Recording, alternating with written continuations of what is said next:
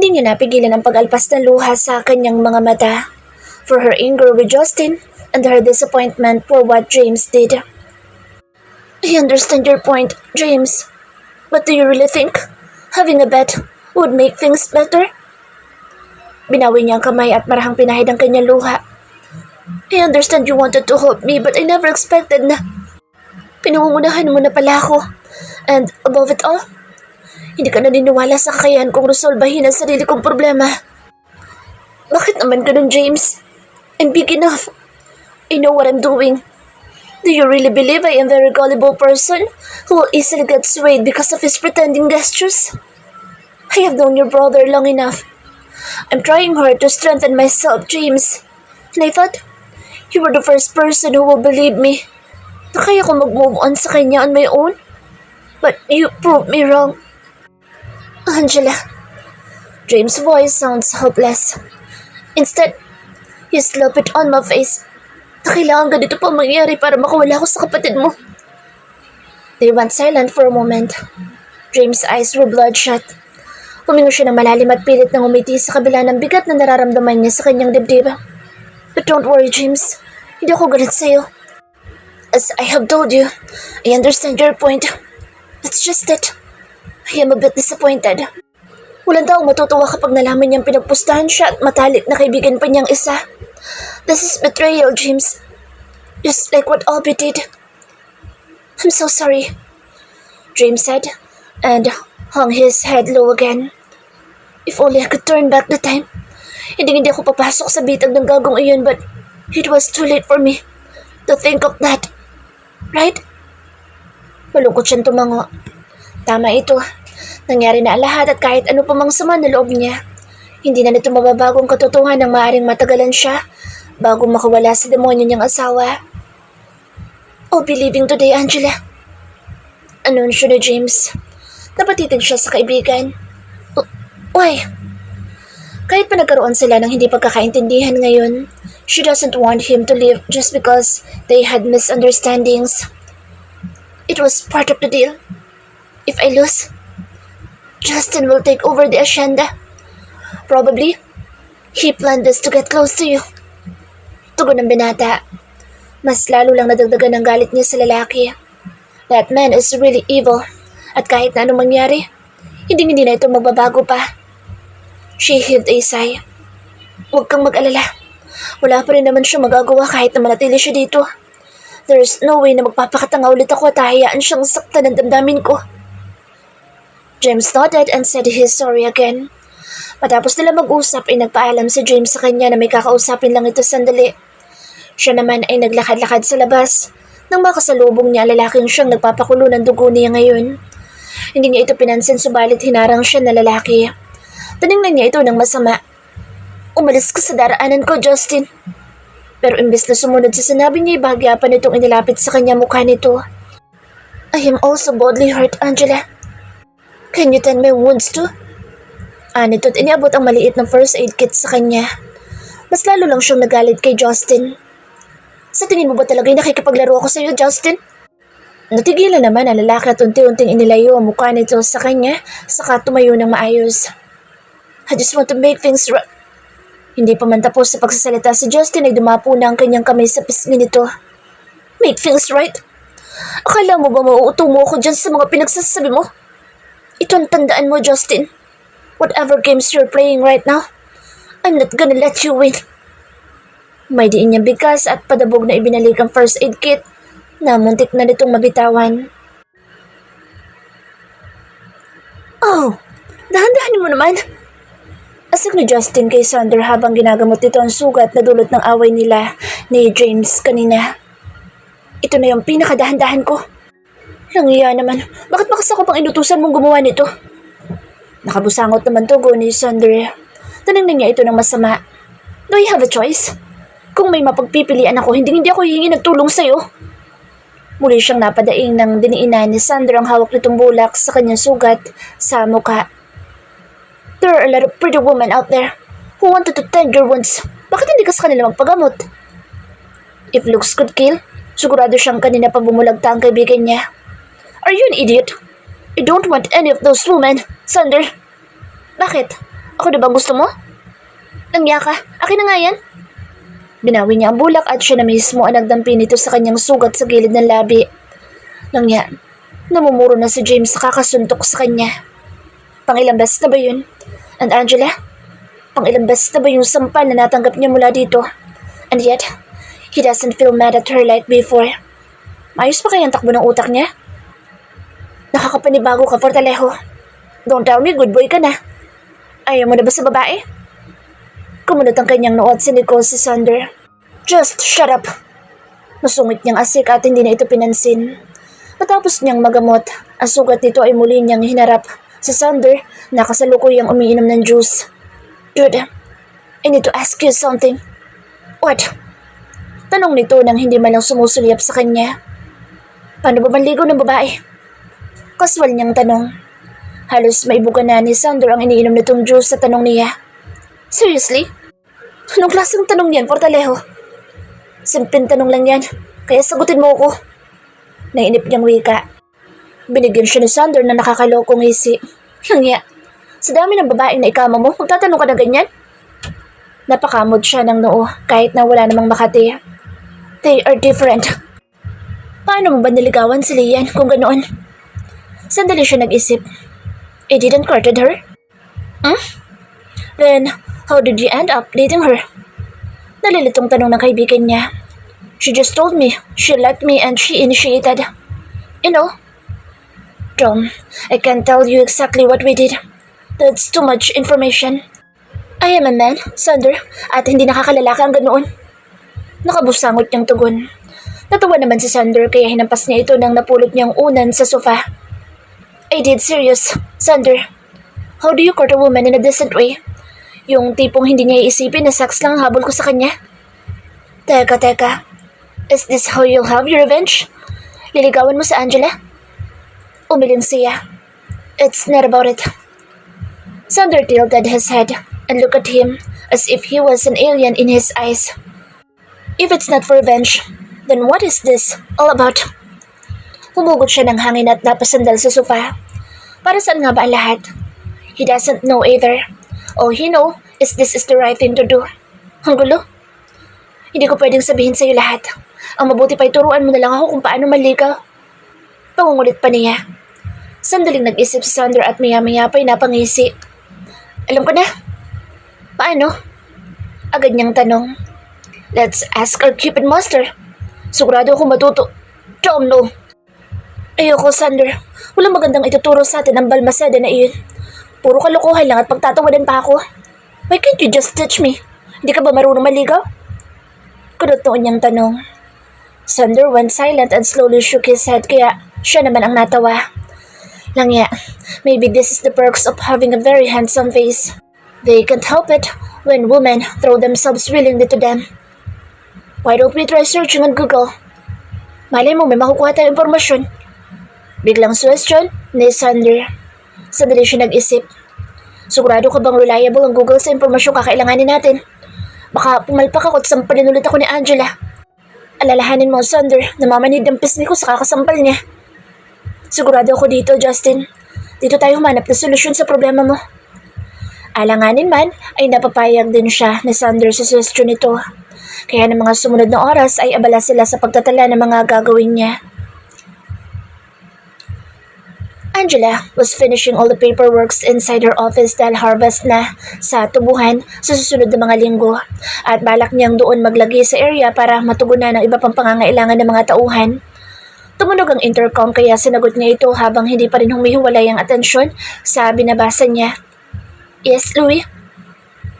May delivery po para sa inyo. Anito, just bring it here please. Sagot naman niya bago ibinaba ang intercom. Ilang segundo lang ay may kumatok na sa kanyang opisina bago iyon bumukas. Bumungad sa kanya ang mukha ni Louie habang dala nitong isang napakalaking bouquet ng kulay pulang rosas. Kumunot ang kanyang noo habang pinagmamasdan ang nahihirapang mukha ni Louie na bitbit ang bulaklak. Kanino galing yan? Nagtataka niyang tanong. Galing po kay Mr. Fortalejo, Ma'am Angela. Tumayo siya mula sa swivel chair at nilapitan ng kanyang secretary. Nakita niyang may note na nakasulat sa napakagandang bouquet kaya't agad niya iyong binuksan. Red roses for a beautiful woman like you. Justin. Angela scoffed. Nag-level up na pala ang laro ni Justin at may pabulaklak na. Naiiling na lang siya. Gagawin talaga nito ang lahat para lang manalo sa kanya dahil nasaktan niya ang pride nito. Unti-unti siyang napangisi. He's really up for this, huh? Well, titingnan niya kung hanggang saan ang kaya nito sa gagawin niya. He wants a game? Then she'll play his game and watch him crumble as he loses. It's a game on, then. Ano pong gagawin ko dito sa bulaklak, ma'am? Maya-maya itanong ni Louie sa pananahimik niya. She put her arms in her chest at sandaling pinagmasdan ng bulaklak. The flower is very pretty. Nakakapanghinaya nga lang at madadamay ito sa laro nilang dalawa ni Justin. Ipa-deliver mo yan sa address na ibibigay ko. Anya at naglakad pabalik sa kanyang mesa para kumuha ng sticky note at sinulatan iyon bago idinikit sa bulaklak. You can go. She smiled at Louie. Bagya itong yumuko at lumabas na ng kanyang opisina dala ang bulaklak. Justin is an impatient man that made her sure he'll give up on what he is planning. Magandang umaga, Sir Justin. Bati ng kanyang sekretaryong si Minerva. He stayed poker face at sinundan ng tingin ng babae. This woman is James' secretary while he's managing Casa Fortalejo. What is it? May delivery pong ipinadala sa inyo mula kay Angela ng Villaga Corporation. Anunsyo nito. Sandaling nabuhay ang kanyang dugo. A delivery. Does it mean that Angela loved the flower he sent at nagpadala din ng regalo para sa kanya? Napapitit pa siya sa ere. Mukhang gumagana nga ang pinagpuyatan nila na Sander. What delivery? Where is it? Sandali lang po. Ani Minerva at lumabas ng kanyang opisina. He excitedly waited for his secretary with a big smile on his face that faded as soon as Minerva stepped back into his office with a big bouquet of red roses he had sent to Angela. Mabilis siyang napatayo sa kanyang swivel chair at nilapitan si Minerva.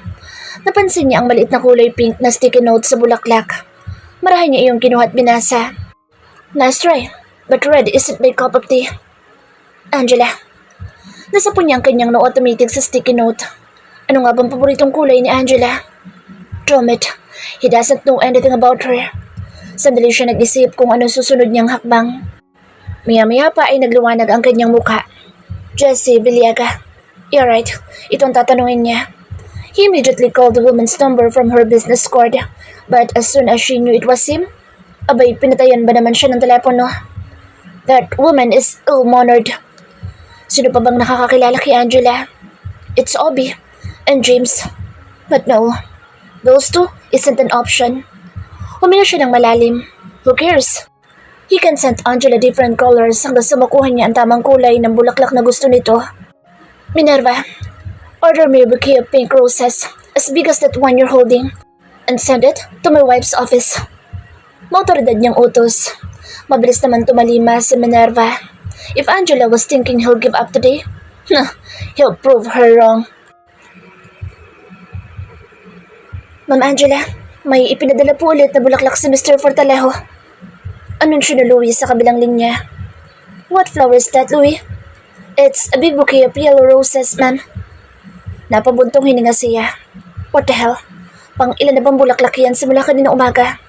It's already the fifth one. Just put the sticky note I left in you, Louie. Tamad niya sagot at ibinaba ng intercom. Toom that man. Wala ba talaga itong balak na tumigil sa pagpapadala ng mga bulaklak? Kaya ba ito nagpalipat sa Mindanao para pestihin ang buhay niya? Nakakainis. Hindi tuloy siya makapag-focus sa kanyang trabaho. Lumipas pa ang ilang oras na ganoon ang naging senaryo nila. Those bouquets of roses with different colors that Justin sent aren't easy to make. She knows it very well because her missing friend, Malia, is working at a flower shop and she's so fond of flowers. Ma'am Angela, a big bouquet of blue roses was sent by Mr. Fortalejo. Tinakpan na niya ang kanyang tenga. Nakakabingi na. Buong araw niya yung naririnig kay Louie kaya naririndi na siyang tumayo at lumabas ng opisina. Bagya pa nagulat ang kanyang secretary dahil sa biglaan niyang paglabas. Kinuha niyang sticky note at sinulatan iyon bago padabog na idinikit sa bulaklak. Ipadala mo yan sa kanya, Louie. Anya, tinalikuran na ang lalaki. James was looking at the bouquet of roses inside his office. Nagmumukha ng flower shop ang opisina niya. The last one was on his table while the sticky note that Angela wrote was facing him. To be honest, I don't like roses or any kinds of flowers. Angela. Napabuntong hininga na lang siya at i-denial ang numero ni Sander. Our plan didn't work. Come on, dude. May plan B to zipa. Pagod ka na ba? Hell no. That was the last thing he would feel. Kasalukuyang naglalakad patungo sa parking lot ng kumpanya sa Angela. She was going to meet a possible investor today. Papalapit siya sa kanyang sasakyan ng matanaw ang isang pamilyar na figura. Justin was leaning on her car as if he was waiting for her. Habang naglalakad siya, nakafocus naman sa kanya ang paningin nito. She is starting to get conscious pero hindi siya nagpahalata. Move. Malamig niyang utos pagkarating niya sa tapat nito. Justin smiled at her. That annoyed her. Where are you going? You know, I can drive you. Sarkastiko siyang ngumiti.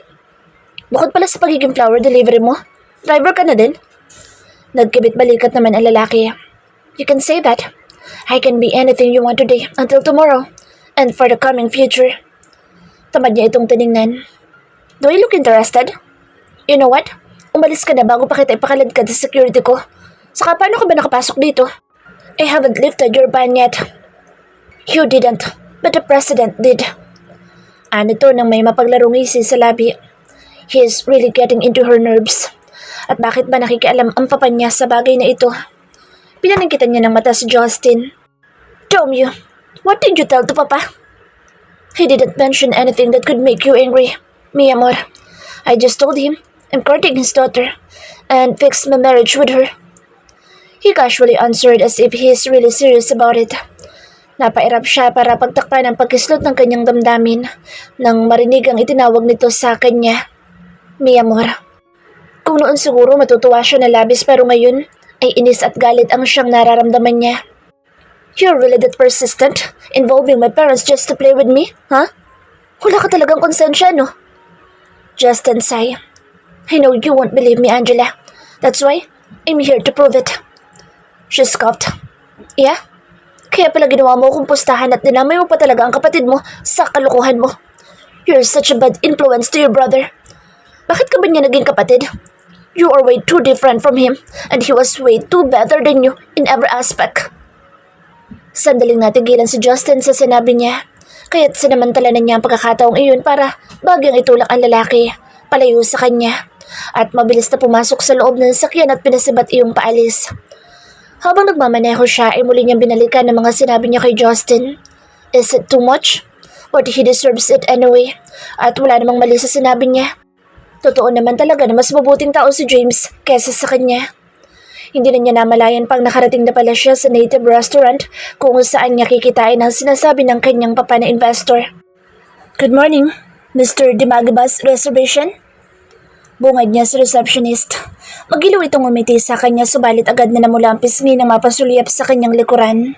Nagtataka naman siya lumingon at bahagya pang nagulat nang makita si Justin na papalapit sa gawin niya. Did he just follow her here? I'm with her. Anito sa receptionist. Welcome, sir. This way po. Natataranta pa nitong wika. Tinignan niya ng masama si Justin bago ang nakatalikod na receptionist. If she knows, he'll have sex with that receptionist too. Well, hindi na nakapagtataka. He's like that after all. A playboy. Justin looked at her innocently kaya't napairap siya at tinalikuran na ito. The receptionist took them to the table near A3 where a man in his late 30s is sitting on it. Marahil ay ito si Mr. Dimagiba, nakikitain niya. Nag-angat ng tingin ang lalaki sa kanila at matamis na ngumiti. Miss Viliaga? Tanong nito. She heard Justin's call from her back. She's Mrs. Fortalejo. Marahas niyang nilingon ang lalaki. May nakapaskil pang mayabang nangisi sa labi nito. Nang lingunin niya si Mr. Dimagiba ay naguguluhang nagpalipat-lipat ang tingin nito sa kanilang dalawa. Okay, Mrs. Fortalejo. Alanganan nitong ngiti. She forced a smile to Mr. Dimagiba and shot Justin a death glare. In the next minutes, her and Mr. Dimagiba become busy about their business talk. Pero hindi pa rin nakaligtas sa kanya ang mga ginagawang kabulastugan ni Justin. The bastard keeps on yawning kapag nagsasalita si Mr. Dimagiba. Panay naman ang saway niya dito. Kuminsan pa nga ay palihim niyang tinatapakan ng paa nito o di kay kinukurot sa tagiliran. Are you alright, Mr. Fortalejo? Nag-aalalang tanong ni Mr. Dimagiba kay Justin nang mapapitlag ito at mapangiwi. Yeah, I'm fine. Casual naman siyang umiti na para bang walang nangyari. Marahil ay napalakas ang pagkakaapak niya kay Justin kaya ganoon na lang ang reaksyon nito. Natapos ang kanilang meeting at nauna nang nagpaalam si Mr. Dimagiba. Kahit sa mga pinagagagawa ni Justin ay naging positibo naman ang resulta ng kanilang pagpupulong. Marahil siyang napabuga ng hangin at matalim ang mga mata na lumingon kay Justin. Ano bang ginagawa mo dito? Bakit ka ba sunod na sunod? I told you, I want to drive you to your destination. At kasali ba doon yung pambabastos mo sa kamitin ko? Putol niya sa sasabihin nito. Nagpakawala ito ng malalim na buntong hininga. I didn't mean to be rude to that man, Angela. But can't you see? He starts to flirt on you while you were talking. She gave him an impossible look. Naririnig mo ba yung pinagsasasabi mo?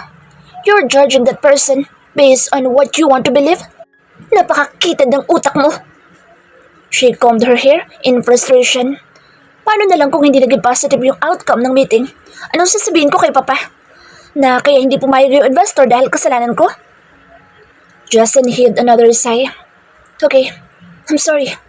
Kasalanan ko. Sarkastiko siyang natawa. Palibhasa kasi, sa'yo, sarili mo lang iniisip mo kaya umasta ka ng ganyan. Napaka-selfish mong tao.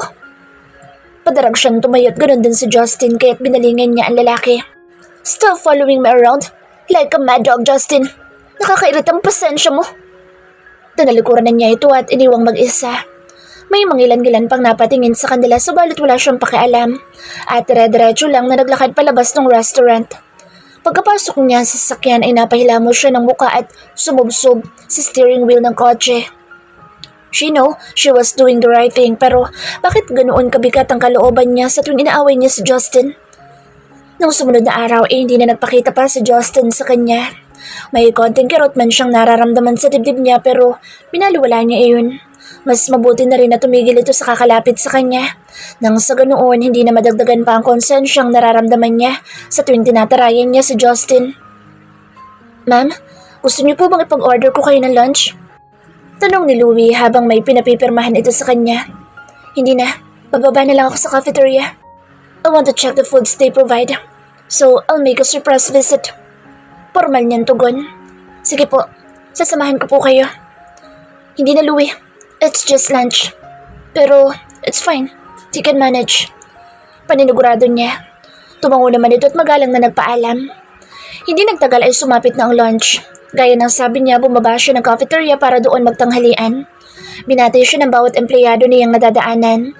She was about to enter the cafeteria when a familiar scent invaded her nostrils as her annoying husband came and joined her way.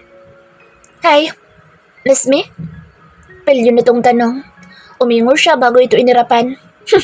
Asa ka pa? Anyat nilampasan na lalaki. But Justin still managed to run after her. Pagkarating niya sa cafeteria ay mahaba-haba ang pila ng mga empleyadong manananghalian din. Napalingon siya kay Justin at nakitang bahagya na itong nakasimangot. Are you serious about having your lunch here at this crowded place? We can go to a fine dining restaurant if you want. My treat. Alok nito. Tamad niya itong nilingon. I want to eat here. At kung gusto mong sa restaurant kumain, the door is wide open and you're free to leave. Sino ba may sabing gusto ko sa restaurant? I also like it here. Pumila na tayo. Masiglang saad nito at hinila pa siya patungo sa pila. Justin patiently waited for their turn. Kahit na may nag-offer na paunahin sila, they refused it and fall in line like a normal employee does. Hindi rin naman nagtagal ay nakakuha na sila ng pagkain. They sat on a table for two at one corner of the cafeteria. Justin ordered his usual favorite food, chicken curry, and ate zestfully. Their food tastes good. Puna ng lalaki. Napatungo naman siya. The beef she's eating tastes good and tender too. Maya-maya pa ay may hinugot si Justin sa bitbit nitong paper bag. Nga pala, ginataang bilo-bilo. Mom said, this is your favorite. Anito at inihain sa kanyang harapan ang isang Tupperware. Natakam siya, but she doesn't want him to think she was fine with him around. kaya umiling siya. Ayoko. But Justin became persistent. Come on, mi amor. Your eyes are telling me you like this. Ayoko nga sabi. Mariin niyang tanggi at itinulak palayo ang Tupperware. Ito na naman ang lalaki sa tawag nito sa kanya. Sige na, kahit konti lang. Pangungulit pa ni Justin. Sinabi ng ayoko nga, di ba? Asik niya at hindi sinasadyang malakas na tinabig ang Tupperware. The food inside the container scattered and a lot of it went to Justin's suit. Bagay siyang nakonsensya pero pinanindigan pa rin niya ang kanyang pagmamatigas. This is all your fault. Kung hindi ka sana nagpumilit, hindi sana mangyayari yan. Bahagya pa tumaas ang kanyang boses dahilan para mapalingon sa kanya ang iilang tauhan na nasa kalapit mesa. Justin apologetically looked at her. I'm sorry, mi amor. Anito at marahang inilapag ang Tupperware. Padabog naman niyang ibinaba ang kubyertos. I gotta go. Nawala na ako ng ganang kumain.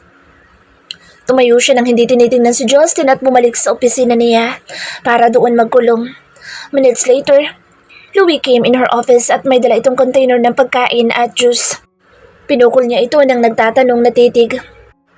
Pinabibigay po ni Mr. Fortalejo dahil hindi daw po kayo nakakain na maayos kanina. She clenched her fist. She hates him and she hates it when he starts treating her this way. Welcome to Villaga Corporation, Mr. Dimagiba. Magilong niyang bati sa Ginoo nang pumasok na ito sa conference room. After their first meeting, Mr. Dimagiba agreed to sign a contract with our company. Ito na yata ang pinakamalaking investment na may papasok niya para sa kumpanya nila ngayong taon. Her papa was so proud of her, and so was she. Thank you so much, Mrs. Fortalejo pala. Nakangiting ganti ng lalaki. Lumipat ang tingin niya sa likuran ni Mr. Dimagiba. May kasama itong lalaki na halos hindi nalalayo ang edad kay Justin at maging sa itsura tindig. The man with the silver hair smiled at her kaya ngumiti na din siya. Mr. Dimagiba turned around after noticing where she was staring at. By the way, this is my younger brother, Alex Dimagiba. Pakilala nito sa lalaking kasama. Nice to meet you, Mr. Alex Dimagiba. Magalang niyang bati. The man stepped forward, towering almost all of the people inside the room. Marahan itong yumukod at tinuli ang kanyang kamay saka pinatakan ng magaang halik. Nice to meet you, my lady. Napasinghap siya. Nice to meet you too, Mr. Alexi Dimagiba. Gumuhit ang isang mapaglarong ngiti sa labi ng lalaki. It seems that Alexi is one of those gorgeous playboy men out there. I forgot to tell you, Mrs. Fortalejo, that my little brother is the one who will be investing in your company and not me. I hope this will not affect what we have talked the last time. The older Dimagiba apologetically smiled. Bagya naman siyang nagulat. Oh, is that so? So it means hindi tayo matutuloy sa signing today, knowing that your name was the one written in that contract. Bagya siyang nadismaya. My apologies, Mrs. Fortalejo. Singit ni Alexi kaya't nabaling ang tingin niya dito. I was still in Russia last time at para makabawi ako sa iyo, I can treat you a lunch today. And about the contract, I can't wait for it because I'm planning to stay in this place for the meantime anyway. Bagya siyang nakahinga ng maluwag. Okay, Mr. Alexi Dimagiba, we will prepare another contract right away. Formal niyang sagot. Alexi playfully smiled. Thank you for your utmost consideration. I'm rest assured that this deal will be very successful knowing how understanding you are. Matapos ang kanilang pag-uusap ay inaya na siya ni Alexi na mananghalian. She had no other choice but to say yes to his request. Isa pa ay lunch lang naman iyon at hindi rin naman siya ganoong kaabala sa opisina. The older Dimagiba bid goodbye first dahil may kailangan pa itong asikasuhin. They were about to reach the elevator nang maalala niyang naiwan niya pala ang kanyang bag sa loob ng opisina. Mr. Dimagiba, is it fine if we're gonna see each other at the parking lot? I still have something important to get in my office. You can call me Alexi, Mrs. Fortalejo. There's no need to be formal since we are no business partners. What do you think? Alexi crooked his brows. Hindi naman siya nagpatinag. She raised one of her brows with a small smile on the corner of her lips. This man's gesture is really something else. Since you don't want formality between us, How about you quit calling me Mrs. Fortalejo and just call me by my name? Sure, Angela. Parang sinadya pa nitong ibitin ang huling kataga. I gotta go, Alexi. Sa parking lot na lang tayo magkita. Anya, tatalikuran na sana ito pero pinigilan siya ni Alexi. Why don't you let me accompany you? It would be a little tour for your dear investor. Alexi playfully smirks.